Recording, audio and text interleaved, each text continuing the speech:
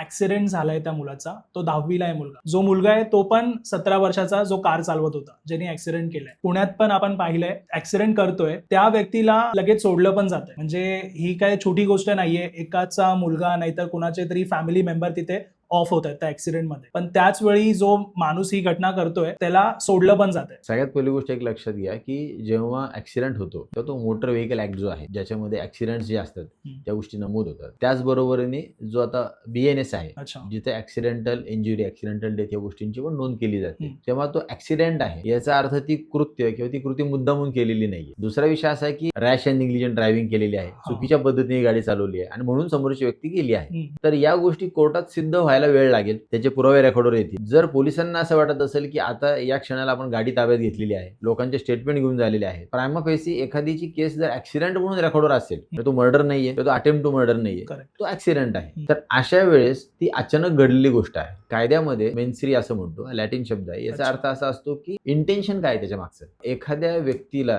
जर दुसऱ्या व्यक्तीच्या अंगावर गाडी घालायची आहे आणि त्याचं इंटेन्शन असं आहे की मला त्या व्यक्तीला मारून टाकायचंय किंवा दुखापत करायची आहे, तर अशा वेळेस आपण म्हणू शकतो की ती मुद्दामून केलेली कृती आहे. पण जर सडनली गाडी चालवत असताना एखाद्या व्यक्ती मध्ये आला किंवा दोघांपैकी कोणीतरी चुकलं किंवा दोघेही चुकले म्हणून जर एखादी घटना घडली तर त्या घटनेच्या मागचा उद्देश हा मुळीच नसतो की त्याला त्या व्यक्तीला मारायचं.